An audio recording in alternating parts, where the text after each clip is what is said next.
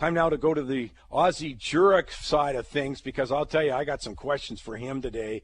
You know, a new leaked document coming out of the Canada Revenue Agency. All I know is it meant there's going to be more bureaucrats, more people looking at stuff. Ozzie, tell me what they're looking at. Well, it's kind of interesting. It was a leaked document of all things to the South China Morning Post. That's where we got it from.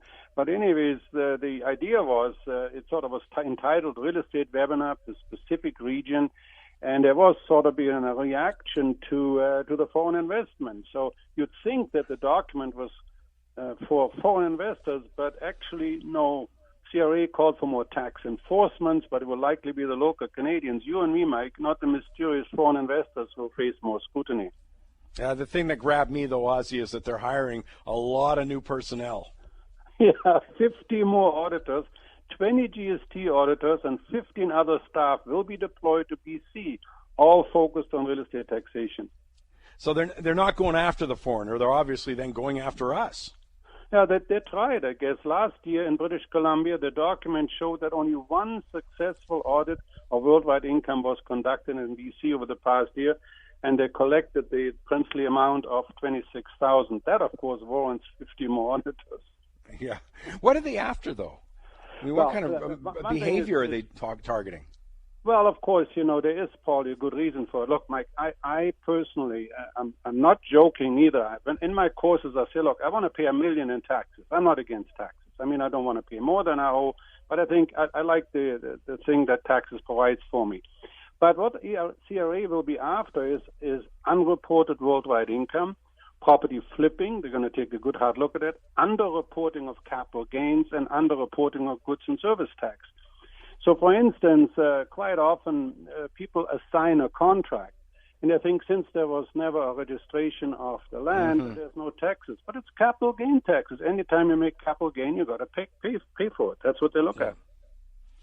You know, there's just so much to this. I still think government's going to be the one to put an end to the price movement that we've seen, at least in the couple of neighborhoods that James Caldwell was talking about, or cities, you know, Vancouver and Toronto, so well chronicled there.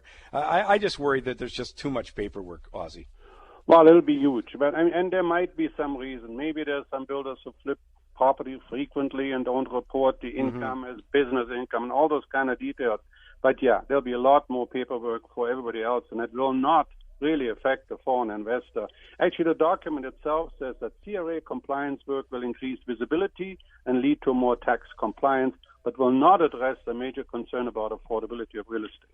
No, and everything I've heard so far when they talk about policies like the vacant property thing that we heard last week, I mean, none of that's got anything to do with it. Yeah, it absolutely is. Hey, Ozzie, let's finish on a very positive, happy-go-lucky note. You found us an inexpensive rentable condo in Sydney on the island, actually, Vancouver. It's a one-bedroom, one-bathroom, 660 square feet. It was built in 2009, so not too old. It's close to Rest Haven Waterfront Park, and it's only $265 a month starter fee. Now, that's the least expensive in Sydney. Now, think about the one we talked about last week, the $63,000, same square footage, one bedroom, one bathroom in Kimberley with a view, fully furnished and a fireplace.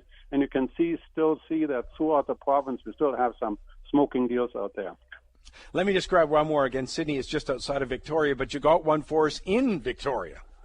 Yeah, actually, the cheapest home in Oak Bay is now on at $590,000, and I tell you, the next cheapest is $250,000 more at $869,000.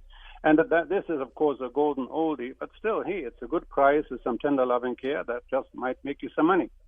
1911 it was built. Ozzie, thanks. Great as always. We look forward to more good deals. Now, just remember that Ozzie just brought to us the cheapest house. Oak Bay is a wonderful neighborhood if you're not from the Victoria region.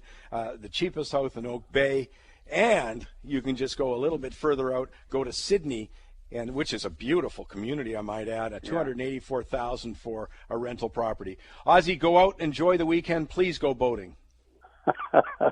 Thanks, Mike. And you have. I said that on behalf of the population who golfs. Thank you. You know, Mike, last week I broke 90, so I had a few beers to celebrate. But I was so excited I forgot to play the back nine. Yeah, there you go. I suspected that, by the way.